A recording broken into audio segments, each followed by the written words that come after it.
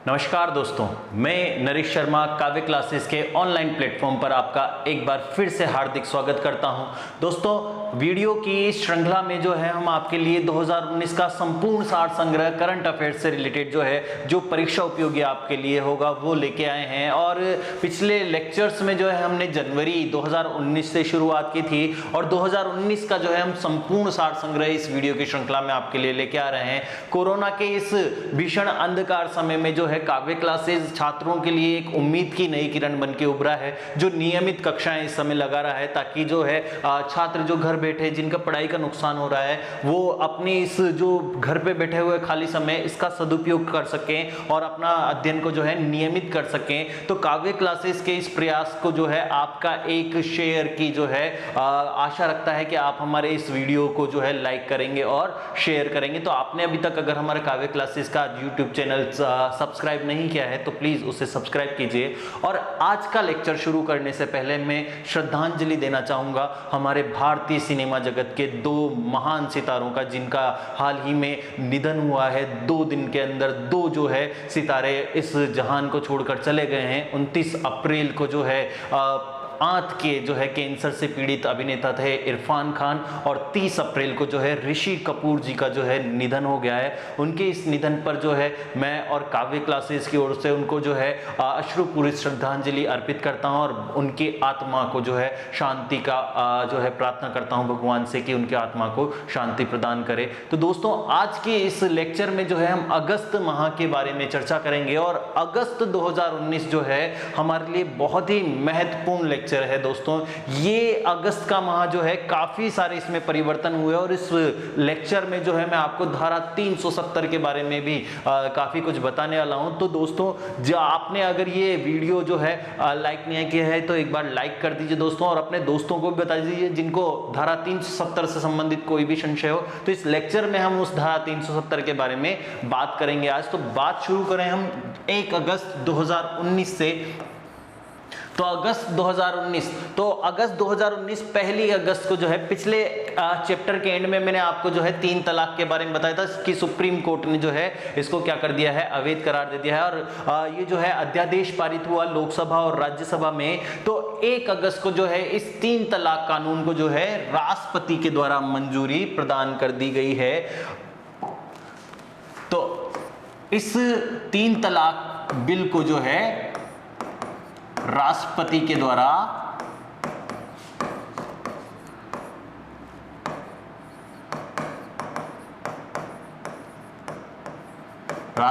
द्वारा मंजूरी प्रदान कर दी गई है।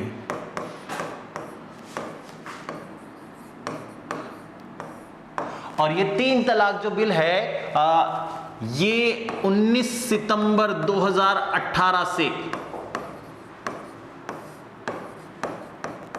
19 सितंबर 2018 से जितने भी मामले हैं उन सभी मामलों पर लागू होगा। तो इसको मंजूरी तो 1 अगस्त 2019 को दी है, लेकिन ये जो है मामला कब से लागू हो जाएगा? 19 सितंबर 2018 से ही लागू हो जाएगा। तो 19 सितंबर 2018 के बाद के जितने भी 3 तलाक के केस हैं वो सभी क्या हो जाएंगे, वो निरस्त हो जाएंगे और उन पर सुनवाई की जाएगी और जितनी भी जो परित्यक्ता हैं उनको जो है हर्जाना मिल पाएगा। नेक्स्ट बात करें हम 2 अगस्त की। और 2 अगस्त 2019, तो इस दिन जो है काफी सारी घटनाएं हुई हैं। तो पहली घटना क्या हुई है 2 अगस्त 2019 को? तो एक पुरस्कार है, पुरस्कार का नाम है रेमन मैग्सेसे पुरस्कार। इसको हम रमन मैग्सेसे पुरस्कार के नाम से भी जानते हैं दोस्तों, रमन मैग्सेसे पुरस्कार। तो रमन मैग्सेसे पुरस्कार जो है प्रतिवर्ष दिया जाता है और रमन मैग्सेसे पुरस्कार की शुरुआत जो है दोस्तों, तो रमन मैग्सेसे पुरस्कार की शुरुआत जो है 1958 में हुई और रमन मैग्सेसे पुरस्कार जो है फिलीपींस देश के द्वारा दिया जाता है।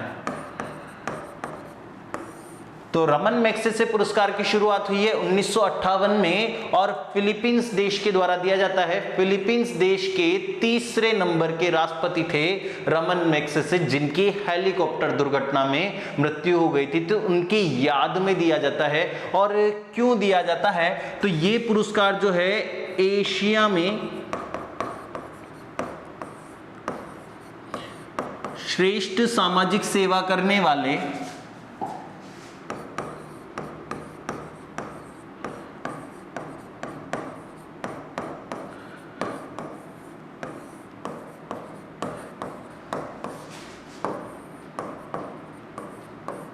वाले 6 व्यक्तियों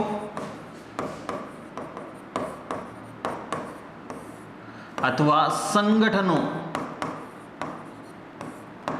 को प्रदान किया जाता है। तो ये केवल जो है किस में दिया जाता है, एशिया में ही दिया जाता है। तो एशिया में जो भी कोई व्यक्ति सामाजिक सेवा करता है या संगठन सामाजिक सेवा करता है तो उसे जो है ये पुरस्कार दिया जाता है। इस कारण जो है इसे एशिया का जो है नोबेल भी कहा जाता है। तो इस कारण से इस पुरस्कार को एशिया का नोबेल पुरस्कार भी कहा जाता है। और दोस्तों ये क्यों बता रहा हूं मैं आपको, तो ये इसलिए बता रहा हूं एशिया का नोबेल पुरस्कार क्योंकि 2019 में दोस्तों 2019 में ये पुरस्कार भारत के एक व्यक्ति को दिया गया है। लगभग सभी को याद होगा, रिवीजन चल रहा है क्योंकि, तो 2019 में एक भारतीय को ये पुरस्कार दिया गया है और उनका नाम है एनडीटीवी के चीफ एडिटर हैं, नाम है इनका रविश कुमार। तो समाज के गरीब वर्ग की आवाज उठाने के लिए जो है ये पुरस्कार जो है दिया गया है रविश कुमार को 2019 में। तो महत्वपूर्ण प्रश्न बनता है ये कि 2019 में किस भारतीय को रमन मैग्सेसे पुरस्कार दिया गया है। तो रमन मैग्सेसे पुरस्कार जो दिया गया है वो किस भारतीय को दिया गया है, तो नाम है रविश कुमार को दिया गया है। और रमन मैग्सेसे पुरस्कार से सम्मानित प्रथम भारतीय व्यक्ति की बात करें तो रमन मैग्सेसे पुरस्कार से सम्मानित प्रथम भारतीय व्यक्ति जो हैं इनका नाम है आचार्य विनोबा भावे। ये प्रथम व्यक्ति हैं जिन्हें ये पुरस्कार दिया गया है, आचार्य विनोबा भावे।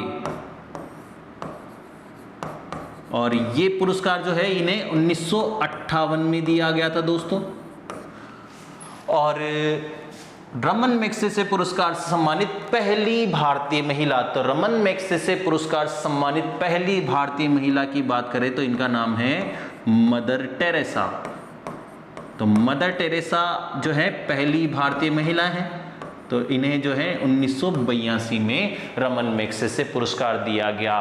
तो रमन मैग्सेसे पुरस्कार प्राप्त करने वाले पहले भारतीय हैं आचार्य विनोबा भावे। और 2019 में ये पुरस्कार जो है किसको दिया गया है, रविश कुमार को, समाज के गरीब वर्ग की आवाज उठाने के लिए। 2018 में भी जो है ये 2 भारतीयों को दिया गया था। तो 2018 में जिन 2 भारतीयों को दिया गया था उनका जो नाम है, इनका नाम है, एक का तो सोनम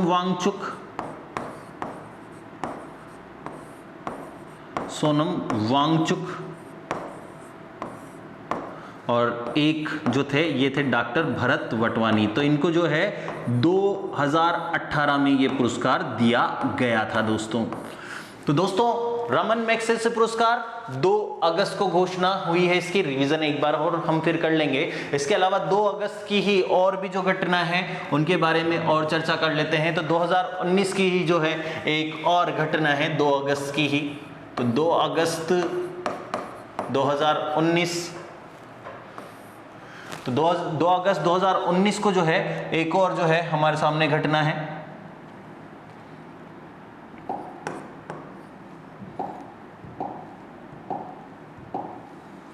तो क्या घटना है 2 अगस्त 2019 की, तो एक और घटना है 2 अगस्त 2019 की कि भारत सरकार द्वारा पूरे देश भर में एक देश एक राशन कार्ड योजना का जो है संचालन करने का कार्य प्रारंभ किया है। तो पूरे देश भर में जो है आधार कार्ड के माध्यम से पूरे जितने तरह के अलग आधार कार्ड, अदर राशन कार्ड और पैन कार्ड, ये जो जितने अलग अलग तरह के कार्ड चलते हैं, तो इनके स्थान पर जो है केवल एक ही कार्ड जो है काम में लिया जाएगा आने वाले समय में। तो देश में जो है इस योजना का जो है पायलट प्रोजेक्ट प्रारंभ किया गया है 4 राज्यों में, जिसमें आंध्र प्रदेश, तेलंगाना, महाराष्ट्र और गुजरात में ये जो है पायलट प्रोजेक्ट प्रारंभ किया गया है। तो 1 अगस्त को एक देश एक कार्ड,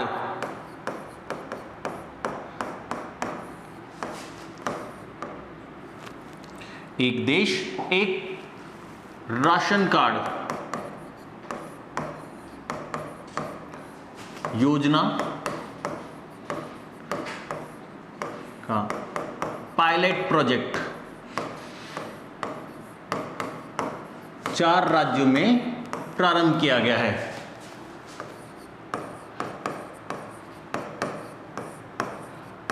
चार राज्यों में प्रारंभ किया गया है, जिसमें पहला जो है ये है आंध्र प्रदेश, तेलंगाना, महाराष्ट्र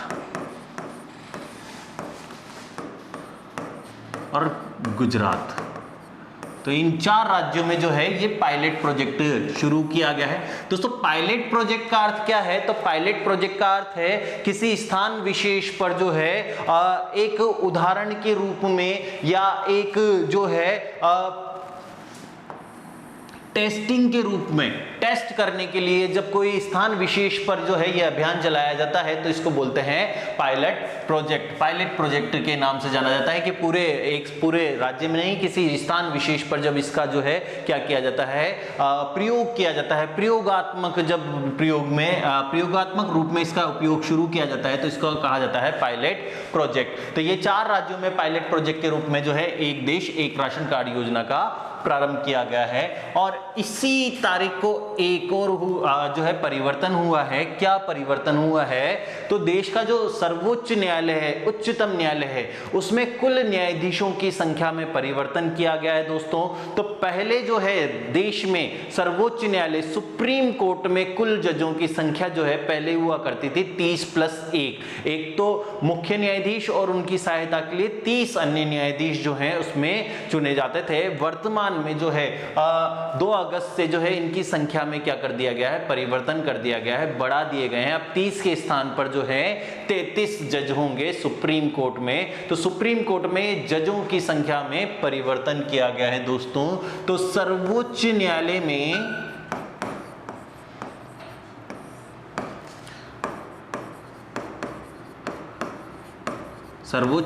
में न्यायाधीशों की संख्या में वृद्धि,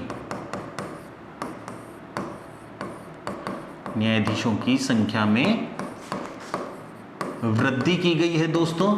और क्या वृद्धि की गई है दोस्तों इसमें? तो वृद्धि की गई है, तो पहले जो थे, पहले होते थे कितने, एक तो मुख्य न्यायाधीश प्लस 30 अन्य न्यायाधीश, तो टोटल जो है 31 न्यायाधीश सुप्रीम कोर्ट में हुआ करते थे दोस्तों। लेकिन अब जो है, अब कितने न्यायाधीश होते हैं, अब कितने होंगे?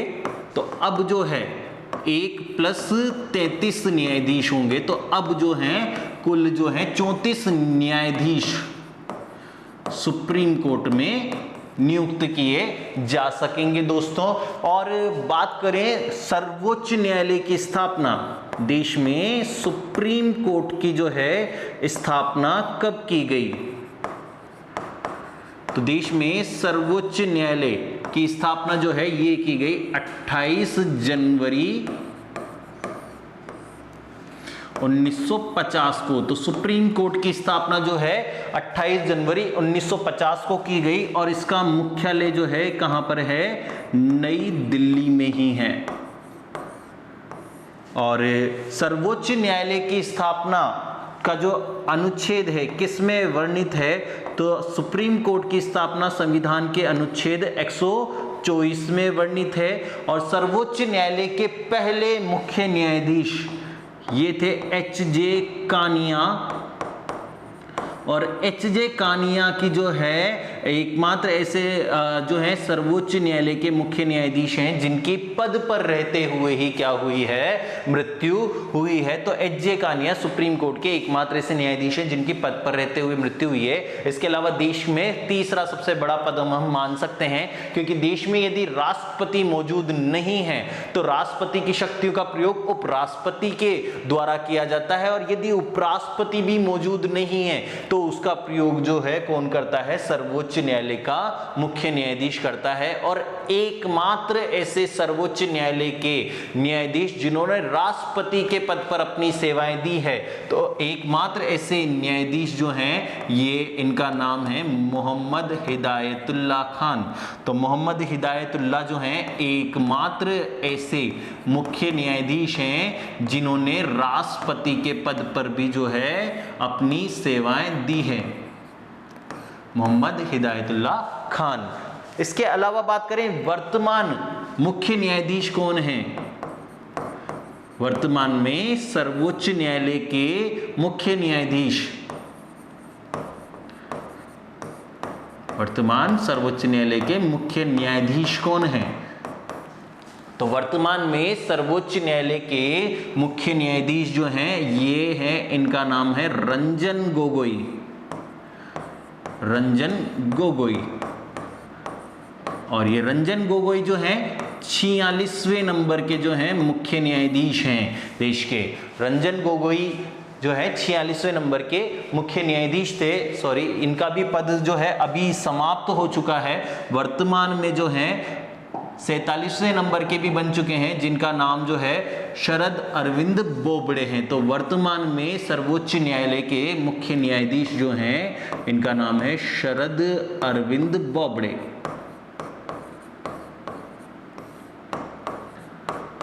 शरद अरविंद बोबड़े जो कि देश के 47वें नंबर के मुख्य न्यायाधीश हैं। क्लियर। और इसके अलावा बात करें तो ये सर्वोच्च न्यायालय जो है पूरे देश भर में काम करता है। इसके अलावा देश में जो है प्रत्येक राज्य में एक मुख्य न्यायालय होता है जिसको हाई कोर्ट के नाम से जाना जाता है, उच्च न्यायालय के नाम से। तो देश में कुल कितने उच्च न्यायालय हैं, तो देश में कुल उच्च न्यायालयों की संख्या बता चुका हूं मैं पहले वाले लेक्चर में भी, एक बार फिर से रिपीट कर देता हूं। देश में उच्च न्यायालयों की संख्या, तो देश में उच्च न्यायालयों की संख्या जो है कितनी है दोस्तों, 25 हैं। और 25वां जो उच्च न्यायालय खोला गया है ये कहां खोला गया है दोस्तों, आंध्र प्रदेश में खोला गया है। आंध्र प्रदेश अमरावती में देश का 25वां जो है उच्च न्यायालय खोला गया है दोस्तों। और इसके अलावा बात करें राजस्थान उच्च न्यायालय, राजस्थान उच्च न्यायालय के मुख्य न्यायाधीश, वर्तमान में राजस्थान उच्च न्यायालय के मुख्य न्यायाधीश के चीफ जस्टिस सीजे, चीफ जस्टिस मुख्य न्यायाधीश। तो वर्तमान में राजस्थान उच्च न्यायालय के मुख्य न्यायाधीश जो हैं दोस्तों कौन हैं, तो वर्तमान में राजस्थान उच्च न्यायालय के मुख्य न्यायाधीश जो हैं उनका नाम है इंद्रजीत मोहांती।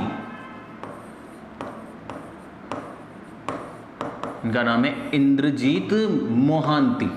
दोस्तों वर्तमान में राजस्थान उच्च न्यायालय के मुख्य न्यायाधीश है इंद्रजीत मोहांती। तो ये न्यायालय से संबंधित बात हमारे हुई। तो वर्तमान में सुप्रीम कोर्ट में कुल न्यायाधीशों की संख्या कितनी है, 34 हुई। अगले चैप्टर पे अगले पॉइंट पे बात करें हम, तो 3 अगस्त 2019 की बात करें तो 3 अगस्त 2019 की जो महत्वपूर्ण घटना है, तो 3 अगस्त 2019 की जो महत्वपूर्ण घटना है दोस्तों, तो वो क्या है घटना, तो 3 अगस्त 2019 को जो है विश्व बैंक के द्वारा एक सूची जारी की है जिसमें भारत की अर्थव्यवस्था दोस्तों, तो भारत की अर्थव्यवस्था 2.7 ट्रिलियन डॉलर, 2.7 ट्रिलियन डॉलर के साथ जो है भारत की अर्थव्यवस्था के साथ भारत की अर्थव्यवस्था कौन सा स्थान रखती है पूरे विश्व में के साथ भारत की अर्थव्यवस्था जो है कौन से स्थान पर रही पूरे विश्व में? तो 2.7 ट्रिलियन डॉलर के साथ भारत की अर्थव्यवस्था पूरे विश्व में 7वां स्थान प्राप्त हुआ है भारत की अर्थव्यवस्था को। तो ये भारत की अर्थव्यवस्था 7वें स्थान पर रही है 2.7 ट्रिलियन के साथ। और विश्व में जो है सबसे बड़ी अर्थव्यवस्था जो है, विश्व की सबसे बड़ी अर्थव्यवस्था, तो विश्व की सबसे बड़ी अर्थव्यवस्था दोस्तों कहाँ की रही है? यूएसए की रही है दोस्तों। तो यूएसए की जो अर्थव्यवस्था है लगभग 29 ट्रिलियन डॉलर के आसपास है। 29 ट्रिलियन डॉलर के आसपास है। तो एक नंबर पर जो है यूएसए की अर्थव्यवस्था है, दूसरे नंबर पर चीन की अर्थव्यवस्था है दोस्तों। इसके अलावा बात करें 3 अगस्त 2019 को ही एक और घटना हुई है। क्या घटना हुई? तो 3 अगस्त 2019 को जो है गिनी, एक जो है पश्चिमी तट पर, अफ्रीका के पश्चिमी तट पर जो है एक देश है गिनी। तो वहां के जो है गिनी देश के द्वारा जो है भारत के राष्ट्रपति जो रामनाथ कोविंद जी को है, वहां के द्वारा जो है भारत के राष्ट्रपति को सर्वोच्च नागरिक का सम्मान दिया गया है। गिनी का सर्वोच्च नागरिक सम्मान पुरस्कार जो है रामनाथ कोविंद जी को दिया गया है। तो गिनी देश के द्वारा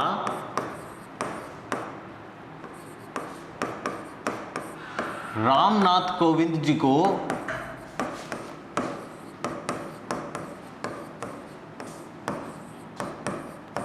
सर्वोच्च नागरिक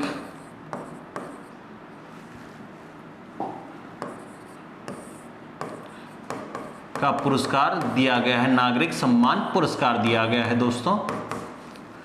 और इसका जो नाम है order of merit, order of merit का नाम इसे दिया गया है। क्लियर? और नेक्स्ट बात बताएं तो ये मैं बताना भूल गया, ये जो है किसके द्वारा जारी की जाती है?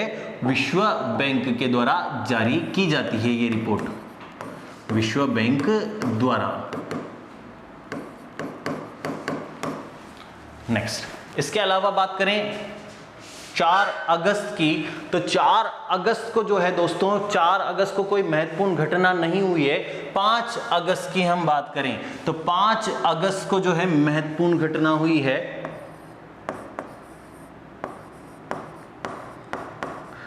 ये डेट आप छाप के रख लीजिए, 5 अगस्त। क्यों महत्वपूर्ण डेट है 5 अगस्त 2019 को? तो 5 अगस्त 2019 को जो है अमित शाह द्वारा जो है, अमित शाह कौन है? गृह मंत्री। अमित शाह है गृह मंत्री। अमित शाह गृह मंत्री द्वारा जो है जम्मू कश्मीर के पुनर्गठन का बिल जो है, जम्मू कश्मीर के पुनर्गठन का बिल जो है राज्यसभा में प्रस्तुत किया गया।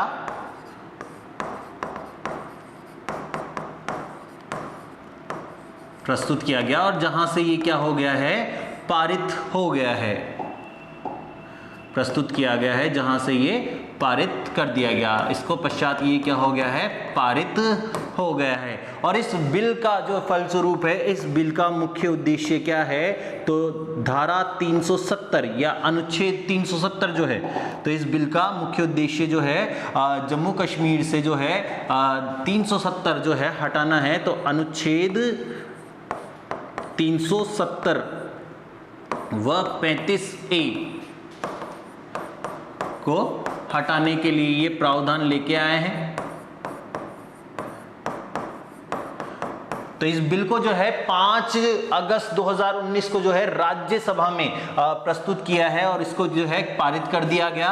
और 6 अगस्त को ये बिल जो है कहां पर प्रस्तुत किया गया, 6 अगस्त 2019 को लोकसभा में प्रस्तुत किया गया, वहां से भी इसको पारित कर दिया गया। और 9 अगस्त को जो है राष्ट्रपति के द्वारा इसको मंजूरी दी गई कि वहां से जो है अनुच्छेद 370 और 35A को हटाकर जो है इस जम्मू कश्मीर राज्य को जो है तोड़ दिया गया 2 अलग अलग केंद्र शासित प्रदेशों में, जिसमें एक तो जम्मू कश्मीर और एक लेह लद्दाख को इसमें बदल दिया गया है। जम्मू कश्मीर जो है दिल्ली की तरह विधानसभा वाले जो है केंद्र शासित प्रदेश बनेगा, जबकि लद्दाख जो है बिना विधानसभा वाला जो है चंडीगढ़ की भांति का जो है केंद्र शासित प्रदेश बनेगा।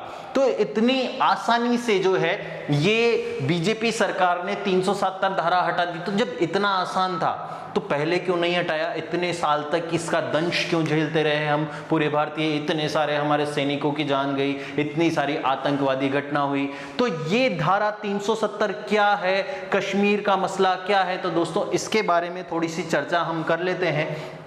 तो ये धारा 370 समझने के लिए, अनुच्छेद 370 समझने के लिए हमें थोड़ा सा पास्ट में चलेगा, जो हिस्ट्री और कॉन्स्टिट्यूशन दोनों का मिक्सचर है, लेकिन मैं इसको आपको करंट अफेयर्स में स्टोरी के माध्यम से थोड़ा सा शॉर्ट में समझाने की कोशिश करता हूं दोस्तों। तो बात करें हम आजादी से पहले की, 15 अगस्त 1947 से पहले की, जब ब्रिटिश सरकार ने जो है भारत सरकार को शासन सौंपने का निर्णय लिया, तो उस समय जो है भारत में लगभग जो है 565 जो है देसी रियासतें थी। तो 565 देसी रियासतों को जो है ब्रिटिश सरकार ने आजाद करने का निर्णय ले लिया। तो पूरा भारत उस समय नहीं था, ये 565 जो है देसी रियासतों में विभाजित था। तो भारत सरकार को जो है ये पूरा का पूरा सौंप दिया। और ब्रिटिश सरकार ने जब भारत सरकार को ये हैंड ओवर करने का जो है निर्णय लिया, तो उस समय जो है भारत में कोई सा भी एक राज्य भी शामिल नहीं था।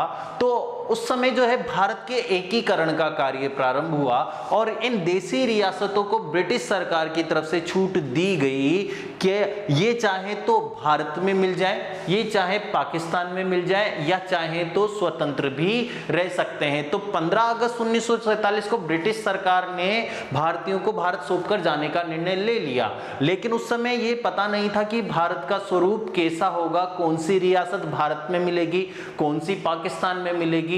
इसके अलावा चंद्रपुर, यनम, माहे, कराईकल, पौंडीचेरी जो है फ्रांस सरकार के अधीन में थे, और गोवा, दमन-दीव, दादर नागर हवेली जो है पुर्तगाल के अधीन था। तो वो भारत छोड़कर नहीं जा रहे थे, तो पूरा भारत वैसे भी आजाद नहीं हो रहा था। तो ये जो है स्वतंत्र भारत का स्वरूप कैसा होगा, तो ये जो स्वरूप है भारत को वर्तमान इस नक्शे में लेके आने का, तो ये जो पूरा का पूरा श्रेय जाता है, ये उस समय जो है, उस समय के जो कद्दावर नेता थे सरदार वल्लभ भाई पटेल, जो उस समय के जो है उप प्रधानमंत्री और गृह मंत्री भी थे, तो उनको जाता है। तो उन्होंने जो है ये पूरे जो है ये भारत की जो स्वतंत्र रियासतें थी, इनको भारत में मिलाने का कार्य बखूबी किया, और उन्होंने लगभग सारी जो देसी रियासतें थी उनको भारत में मिला लिया, और बिना किसी गतिरोध के, थोड़ा बहुत हुआ भी था तो इन्होंने टैकल कर लिया। तो इन्होंने जो है पूरे लगभग सभी रियासतों को मिला लिया, लेकिन 3 रियासतें जो हैं उनका निर्णय नहीं हो पाया। 15 अगस्त 1947 को जब भारत आजाद हुआ तो 3 ऐसी रियासतें थी जो भारत में नहीं मिली थी, और इसी का जो है जम्मू कश्मीर से हमें संबंध पढ़ने को, समझने के लिए जो है इनको भी पहले समझना पड़ेगा। तो 3 ऐसी देसी रियासतें थी जिनका विलय जो है भारत में नहीं हुआ है। तो इसमें बात करें हम, पहली रियासत तो थी जूनागढ़, दूसरी रियासत के बारे में बात करें जम्मू कश्मीर,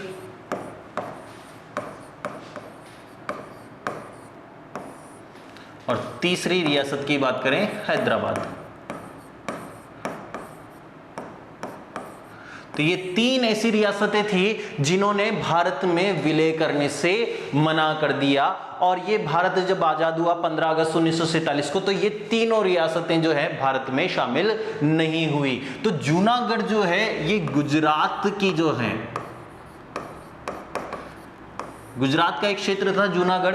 तो यहाँ पर जो है इनको, इन तीनों को कैसे मिलाया गया और धारा 370 कैसे विभाजित की गई या कैसे जो है अनुच्छेद 370 लागू हुआ, तो इनको समझना पहले हमें जरूरी है। तो इन तीनों रियासतों को शामिल करने का जो कार्य है सरदार वल्लभ भाई पटेल के पास था। और समझने की कोशिश अगर हम करें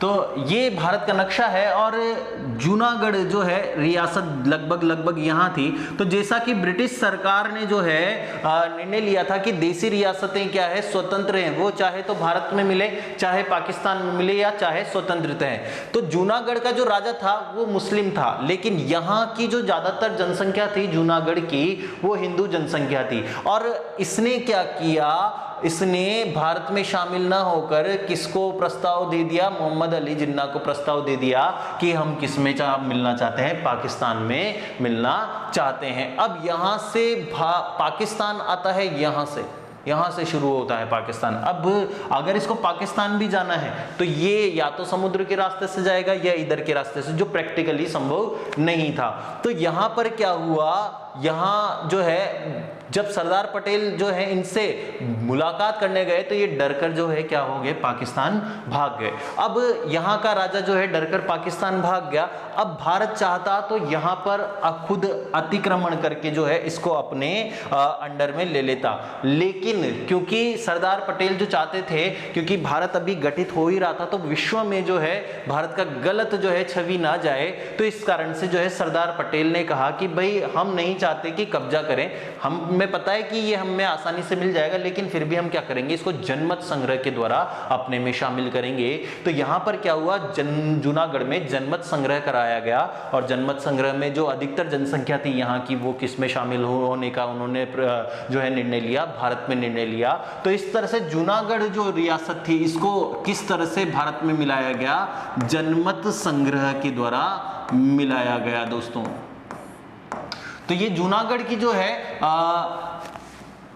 जूनागढ़ की रियासत है जो जनमत संग्रह के द्वारा भारत में शामिल हुई।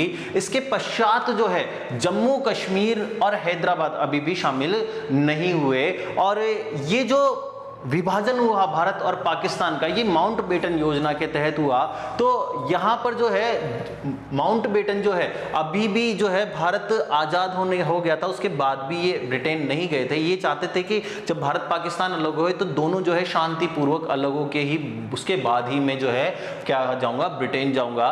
तो यहाँ पर जो है मोहम्मद अली जिन्ना ने देखा कि यहाँ पर जूनागढ़ को जो है इन्होंने क्या कर लिया, अपने में मिला लिया। तो अब इनकी निगाह थी इन दोनों पर, क्योंकि मोहम्मद अली जिन्ना जो है जमीन का भूखा था, उसको तो भारत से जितनी ज्यादा से ज्यादा जमीन ले सकता था वो लेने की कोशिश कर रहा था। तो उसे लग गया कि भाई जूनागढ़ जो पाकिस्तान में मिलना चाहता था, उनकी इच्छा के बाद भी, राजा की इच्छा के बाद भी नहीं मिल पाया। तो ये जो है क्या है, कश्मीर को भारत में मिलने नहीं देंगे। तो यहां पर क्या हुआ, जम्मू कश्मीर का जो राजा था हरि सिंह, यहाँ पर जम्मू कश्मीर का राजा हरि सिंह था, तो इसने भी जो है क्या कर दिया, पहले तो भारत सरकार में मिलने से मना कर दिया कि भाई हम नहीं मिलेंगे।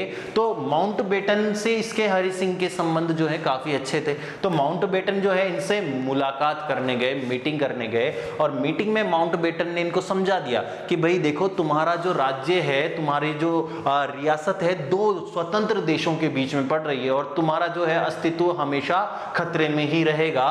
तो तुम्हें या तो सिंपल सी बात है, या तो तुम कहां पर मिलो, पाकिस्तान में मिलो या भारत में मिलो, मैं दबाव नहीं डाल रहा हूं, लेकिन जो है तुम्हें एक ना एक दिन मिलना ही पड़ेगा। अब जूनागढ़ के जम्मू कश्मीर के जो राजा थे हरि सिंह, इनको अपनी गद्दी बड़ी प्यारी थी। तो ये जो है इनको पता था कि अगर मैं भारत में मिलूंगा तो भी मैं राजा नहीं बन पाऊंगा, और अगर पाकिस्तान में चला गया तो ये थे हिंदू, और जम्मू कश्मीर में अधिकतर जो है जनसंख्या जो थी वो थी मुस्लिम। तो इनको पता था कि अगर पाकिस्तान में मिल गया हमें तो वो मुस्लिम जनसंख्या जो है मुझे राजा के पद पर कभी रहने देगी ही नहीं। तो यहां पर इन्होंने माउंटबेटन को कहा कि मैं आपको सोच विचार कर जवाब देता हूं, और इनका ये जो रवैया है ढुलमुली रहा, और इन्होंने निर्णय नहीं लिया कि भाई मैं मिलूंगा या नहीं मिलूंगा, ऐसे ही आगे तक काम चलता रहा।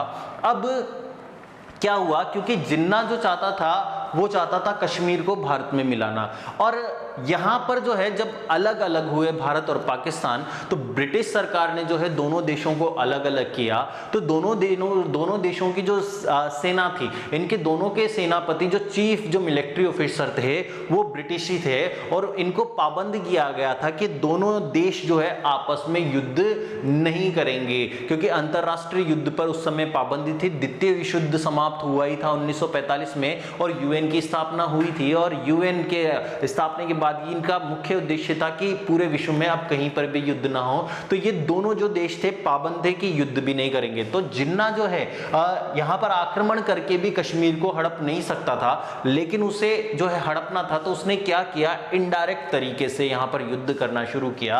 उसने क्या किया, ये जो जम्मू कश्मीर से सटा हुआ इलाका था उसमें उसने क्या किए, अपने जो सेना के जो जवान थे, कबायली जो बहुत जो है निर्दयी जनजाति है वहां की कबायली, उनके जो है नागरिकों को जो है सामान्य वेश में जो है क्या कर दिया, भेज दिया। कहां पर, इंडिया के जम्मू कश्मीर में, और कहा कि जितनी मारकाट मचा सकते हो, जितने एरिया को कवर कर सकते हो वहां पर कवर कर लो, क्योंकि सेना नहीं जा सकती, लेकिन सेना का भेष बदल के आप वहां पर जा सकते हो। तो ऐसा कह के उन्होंने 10 से 20 हजार जो है सैनिक वो दूसरे भेष में जो है ट्रकों में भर भर के जम्मू कश्मीर में भेजना प्रारंभ कर दिया। अब इसकी सूचना लग गई हरि सिंह को कि भाई साहब पाकिस्तान ने इनडायरेक्ट तरीके से आक्रमण कर दिया।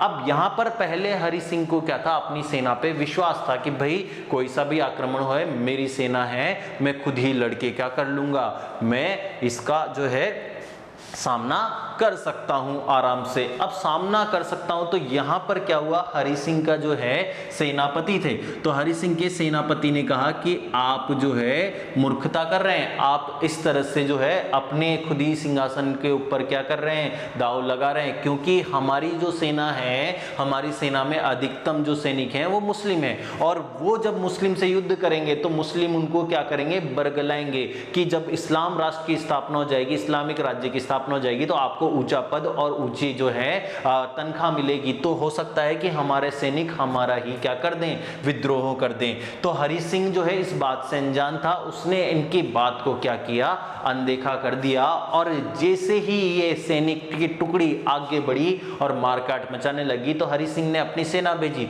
तो आधे से ज्यादा सैनिक जो है किस में मिल गए, उधर ही मिल गए। और यहां पर जो है इनके जो सेनापति थे, इन्होंने क्या किया, इनको आगाह कर दिया कि भाई आप ये जो है श्रीनगर छोड़ के भाग जाओ, आपकी भी जिंदगी खतरे में पड़ सकती है। तो हरि सिंह को जो है श्रीनगर से जो है कहां भेज दिया, इन्होंने जम्मू भेज दिया, और यहां से जो है ये पाकिस्तान से जो है सेना आने लगी, और पीओके जो पाकिस्तान ऑक्यूपाइड कश्मीर है, इसकी राजधानी है मुजफ्फराबाद, यहां तक ये आ गई। और इस दर से ये जो है महाराजा हरि सिंह जो है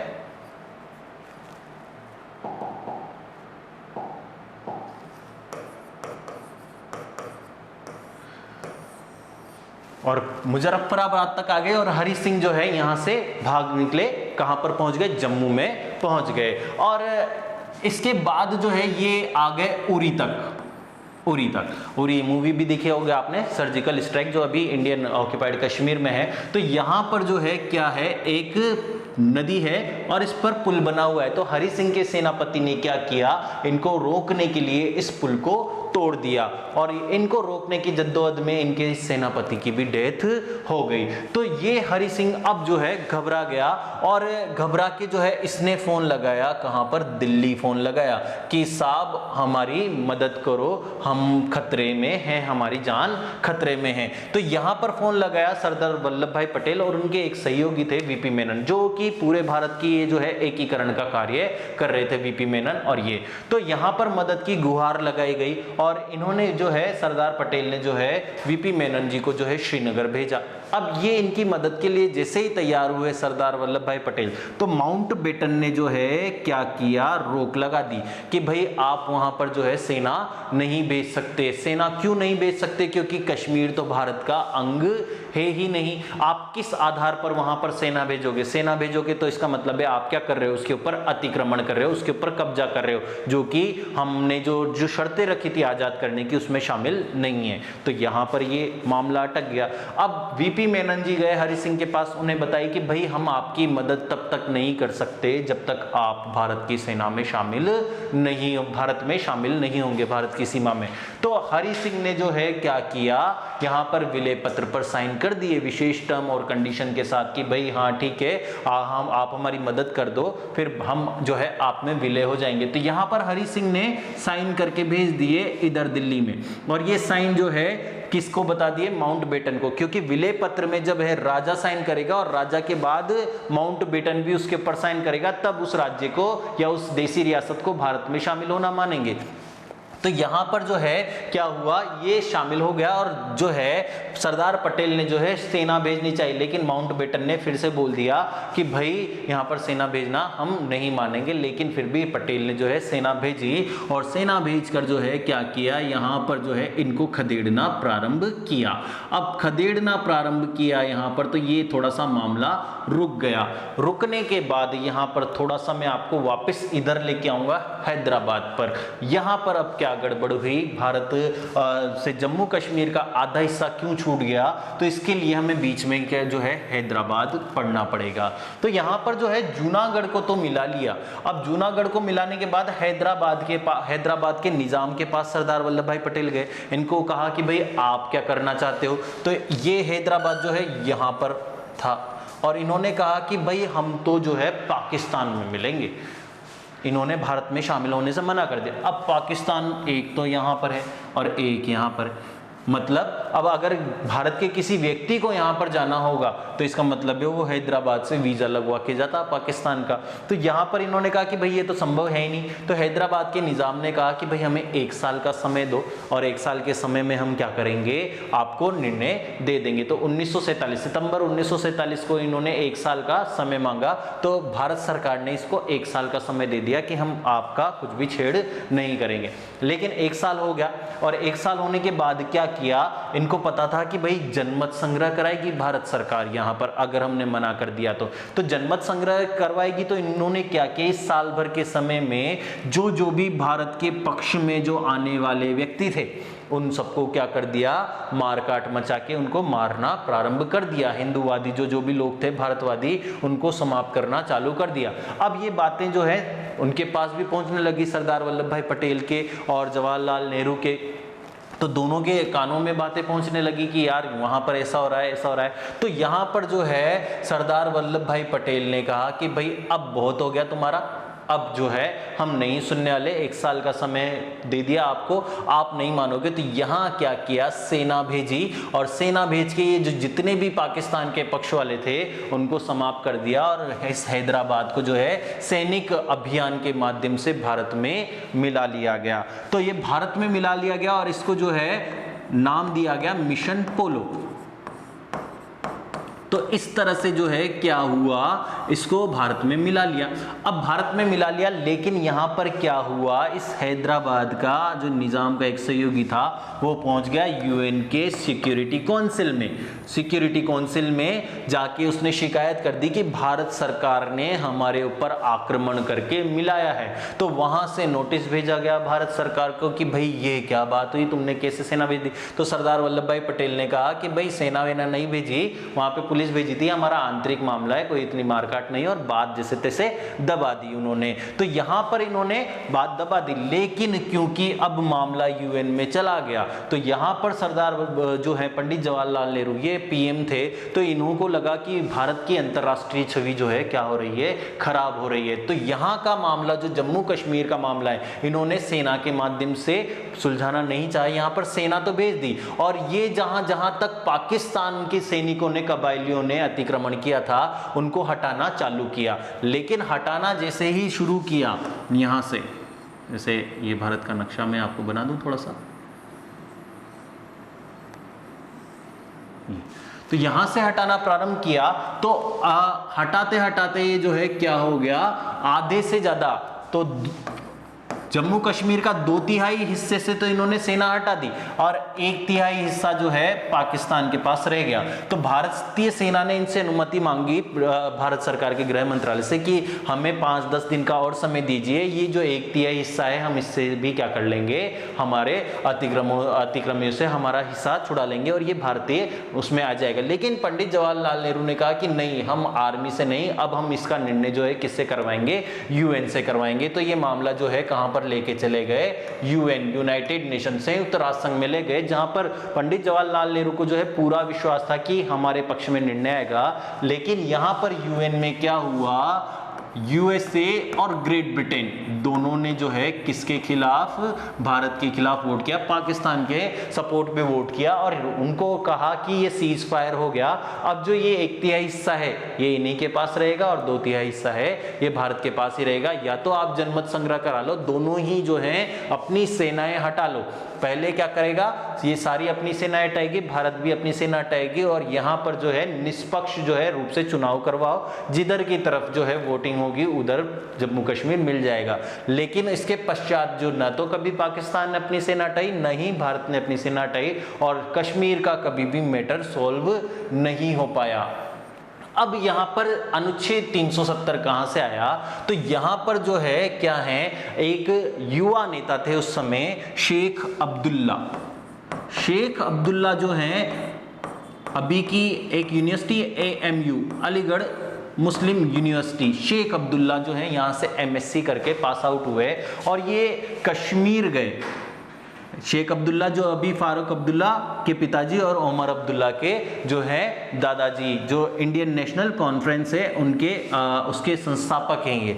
तो ये जो है ये कश्मीर में गए और इन्होंने वहां पर नौकरी के लिए अप्लाई किया, लेकिन इनको नौकरी देने से मना कर दिया। क्यों? क्योंकि ये क्या थे, जम्मू कश्मीर वहां की जो राजा थे हरि सिंह, वो मुस्लिमों को जो है नौकरी देने से क्या करता था, मना करता था। तो उसका जो है पंगा हो गया किससे, शेख अब्दुल्ला से। तो शेख अब्दुल्ला ने ठान लिया कि अब मैं जो है जम्मू कश्मीर में क्या करूंगा, लोकतंत्र की स्थापना करूंगा। अब यहाँ पर जो है राजा किसी भी तरह का कोई भी राजा नहीं रहेगा। तो यहाँ पर लोकतंत्र के जो है क्या कर दिया, आंदोलन कर दिया यहाँ पर इन्होंने, और लोकतंत्र का आंदोलन किया। तो इससे नाराज होकर हरि सिंह ने क्या किया, इसको जेल में डलवा दिया जून 1947 में, जब कश्मीर का मसला नहीं हुआ था उससे पहले ही। अब ये शेख अब्दुल्ला जो है जवाहरलाल नेहरू के दोस्त थे, तो यहाँ पर ये लोकतंत्र के जो है प्रबल समर्थक थे। और जब हरि सिंह का जब राजपाट छिन गया, भारत में ये शामिल हो गया, तो यहाँ पर लोकतंत्र की जब स्थापना हुई और जब भारत में संविधान निर्माण का कार्य चल रहा था 1949 में, तो यहाँ पर जो है क्या हुआ, ये शेख अब्दुल्ला भी जो है उस संविधान निर्माण समिति में सदस्य के बतौर शामिल हुए और इन्होंने जो है जम्मू कश्मीर को विशेष राज्य का दर्जा मांगा और संविधान के भाग 21 में जो है विशेष प्रावधान डलवाए और ये विशेष प्रावधान जो हैं धारा अनुच्छेद 370 के तहत जो है शामिल किए गए। और इस अनुच्छेद 370 के अंतर्गत जो है कुछ विशेष प्रावधान जो है जम्मू कश्मीर के नागरिकों के लिए शामिल किए गए। और इसके अंतर्गत क्या क्या था कि जम्मू कश्मीर का जो है संविधान अलग होगा और जम्मू कश्मीर में जो है कोई भी भारत के दूसरे राज्य का नागरिक जो है आकर नहीं रह सकेगा, इसके अलावा जमीन नहीं खरीद सकेगा और इसके अलावा जो है राज्य सरकार का जो है क्या होगा, अलग से संविधान होगा और केंद्र सरकार जो है जम्मू कश्मीर का नाम भी परिवर्तन नहीं कर सकती या जो केंद्र सरकार के नियम है वो जम्मू कश्मीर में लागू नहीं होंगे। और अगर लागू भी करना है तो उसको पहले जम्मू कश्मीर की विधानसभा में पास करवाना होगा, उसके बाद देश की संसद में जो है उसके वहां का कानून बन पाएगा। तो जम्मू कश्मीर में जो है ये 370 धारा कैसे हट गई, जबकि जम्मू कश्मीर की विधानसभा ने तो निर्णय लिया ही नहीं। इसके अलावा जम्मू कश्मीर की जो विधानसभा थी वो 6 साल का उसका कार्यकाल होता था और कैसे बिना जम्मू कश्मीर की विधानसभा की अनुमति की धारा 370 हटा ली गई। तो यहाँ की जो है केंद्र सरकार की मंशा पहले से ही थी और जब साल 2014 में जब बीजेपी के साथ गठबंधन करके पीडीपी ने सरकार बनाई, पीडीपी जो थी महबूबा मुफ्ती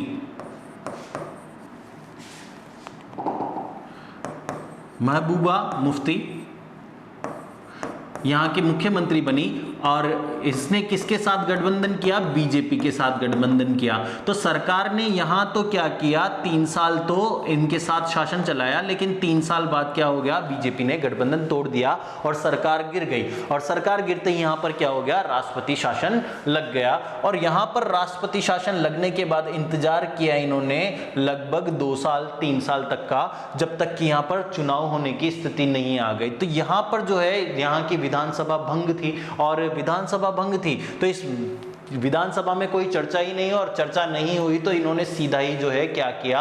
अध्यादेश लाए। और क्योंकि लोकसभा और राज्यसभा में दोनों में ही जो है बीजेपी और एनडीए का बहुमत ज्यादा था, तो यहाँ पर इन्होंने जो है अपने बल पर, बहुमत के बल पर जो है इस धारा अनुच्छेद 370 को हटवा दिया। अभी जब ये बातचीत हुई अनुच्छेद 370 की, तो इसमें जो है Congress, INC, PDP, Sapa, TMC, इन्होंने जो है इस बिल का विरोध किया। और इसके सपोर्ट में वाईएसआर कांग्रेस, बहुजन समाज पार्टी और बीजेपी जो है इसके समर्थन में रही है दोस्तों।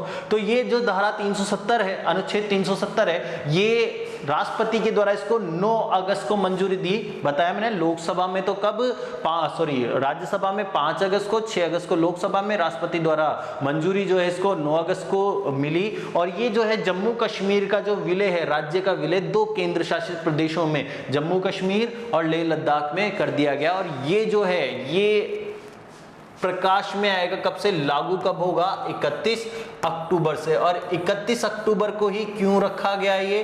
तो 31 अक्टूबर को जो है सरदार पटेल की जयंती आती है, जो भारत के लौह पुरुष और भारत के एकीकरण के जो हैं सूत्रकार जो है माने जाते हैं। तो इनके जो है जयंती के अवसर पर 31 अक्टूबर को जो है ये राज्य से किस में बदल जाएगा? केंद्र शासित प्रदेश में बदल जाएगा दोस्तों। तो आज की क्लास का मैं रिवीजन करवा देता हूं एक बार और, क्या क्या पढ़ा हमने। तो अगस्त माह का 1 अगस्त 2019 को 3 तलाक बिल को राष्ट्रपति द्वारा मंजूरी, और ये 19 सितंबर 2018 के बाद के मामलों में सभी में एप्लीकेबल होगा। 2 अगस्त को रमन मैग्सेसे पुरस्कार दिया गया। किसको दिया गया इस बार का? रविश कुमार को दिया गया। स्क्रीनशॉट ले लीजिए आप इसका। नेक्स्ट पेज की बात करें, 2 अगस्त की ही और घटना है। देश में एक देश एक राशन कार्ड का जो है पायलट प्रोजेक्ट प्रारंभ किया गया 4 राज्यों में, आंध्र प्रदेश, तेलंगाना, महाराष्ट्र और गुजरात में। और सर्वोच्च न्यायालय में न्यायाधीशों की संख्या में वृद्धि हुई है। पहले 1+30 31 हुआ करते थे, और अब इनमें जो है क्या कर दिया गया है? परिवर्तन कर दिया गया है। इसमें परिवर्तन कर दिया गया। अब कितने होंगे दोस्तों? 34, 1+33 न्यायाधीश होंगे। और सर्वोच्च न्यायालय की स्थापना बताया मैंने 28 जनवरी 1950 को ही नई दिल्ली में, और अनुच्छेद 124 के तहत जो है सर्वोच्च न्यायालय की स्थापना की जाती है। और इसके पहले मुख्य न्यायाधीश एच.जे. कानिया थी, जिनकी पद पर रहते हुए मृत्यु हुई, और एकमात्र ऐसे सर्वोच्च न्यायालय के न्यायाधीश जो राष्ट्रपति के पद पर भी जिन्होंने कार्य किया है। और वर्तमान मुख्य न्यायाधीश जो हैं सर्वोच्च न्यायालय के शरद अरविंद बोबड़े हैं। देश में उच्च न्यायालय की संख्या 25 है। अंतिम उच्च न्यायालय आंध्र प्रदेश में अमरावती में बना 1 जनवरी 2019 को। और राजस्थान उच्च न्यायालय के मुख्य न्यायाधीश इंद्रजीत मोहांती हैं। इसका स्क्रीनशॉट ले लीजिए। नेक्स्ट बात करें 3 अगस्त की, तो 3 अगस्त को विश्व बैंक के द्वारा एक रिपोर्ट जारी की गई, जिसमें भारत की अर्थव्यवस्था 2.7 ट्रिलियन के साथ विश्व में 7वें स्थान पर रही। विश्व की 7वीं सबसे बड़ी अर्थव्यवस्था रही। 2018 में जो है भारत की अर्थव्यवस्था 6ठे स्थान पर थी, और 17 में 5वें स्थान पर थी। लगातार गिरी है भारत की अर्थव्यवस्था। और इसके अलावा बात करें गिनी, अफ्रीका का देश है, अफ्रीकी महाद्वीप के पश्चिमी तट पर एक छोटा सा देश है गिनी। यहाँ के जो है सर्वोच्च नागरिक का सम्मान जो है रामनाथ कोविंद को दिया गया है। और 3 अगस्त को गृह मंत्री अमित शाह द्वारा जो है जम्मू कश्मीर के पुनर्गठन का बिल जो है राज्यसभा में प्रस्तुत किया गया, जो पारित हो गया। 6 अगस्त को इसे लोकसभा में प्रस्तुत किया गया, वहां से भी ये पारित हो गया। और 9 अगस्त को राष्ट्रपति ने इसको मंजूरी दे दी। और 31 अक्टूबर को जो है ये प्रकाश में आएगा, जिसके तहत जम्मू कश्मीर राज्य का जो है क्या किया जाएगा? पुनर्गठन किया जाएगा 2 केंद्र शासित प्रदेशों में। और अब इस धारा अनुच्छेद 370 में हटने के पश्चात जो है भारत का कोई भी नागरिक जो है जम्मू कश्मीर कश्मीर में रह सकेगा, वहां भूमि खरीद सकेगा और वहां पर जो है दूसरी जो है गतिविधियां भी प्रारंभ हो सकेगी और भारत सरकार के जो कानून है वो भी वहां पर लागू हो सकेंगे। जम्मू कश्मीर का जो अलग से संविधान था, अलग से झंडा था, उसे सबको समाप्त कर दिया गया है इस कानून के तहत। और ये सारी स्टोरी मैंने आपको इसके बाद वाले पेज पर बताई है, ये सारी की सारी। तो दोस्तों इसकी पीडीएफ जो है हम जल्दी ही जो है कोशिश करेंगे हमारी काव्य क्लासेस की जो है ऐप जो है उस पर डालने की। डेली की जो भी क्लास की जितनी भी ये स्क्रीनशॉट है हम एक पीडीएफ फाइल बना के वहां पर डाल देंगे, तो आप वहां से भी डाउनलोड कर सकते हैं। तो अगर आपने अभी तक काव्य क्लासेस का ऐप डाउनलोड नहीं किया है तो गूगल के प्ले स्टोर पर जाकर आप डाउनलोड कीजिए और ये लेक्चर जो है आप काव्य क्लासेस के ऐप पर भी लाइव देख सकते हैं। ये क्लास जो है रोजाना 11:15 बजे जो है आपके लिए प्रसारित होती है दोस्तों। तो जिन दोस्तों को पता नहीं है, जो लाभ लेना चाहते हैं, तो उनको भी आप बताइए, शेयर कीजिए दोस्तों। अगर आपको वीडियो अच्छा लग रहा है तो कमेंट कीजिए और अगर आपको सुधार की संभावना लगती है, कोई भी आपको बात पूछनी है, तो कमेंट सेक्शन में जाके आप टाइप कर दीजिए जो भी आपकी शिकायत है, हम उसके पर विचार करेंगे और उसे हल करने का पूरा प्रयास करेंगे। दोस्तों आशा करता हूं आपके लेक्चर, आज के लेक्चर में आपको मजा भी आया होगा और कुछ चीजें हैं जो समझ में भी आई होंगी। तो दोस्तों धन्यवाद, अगले लेक्चर में फिर से मिलेंगे अगस्त के आगे वाली बातों के साथ। अभी के लिए थैंक यू।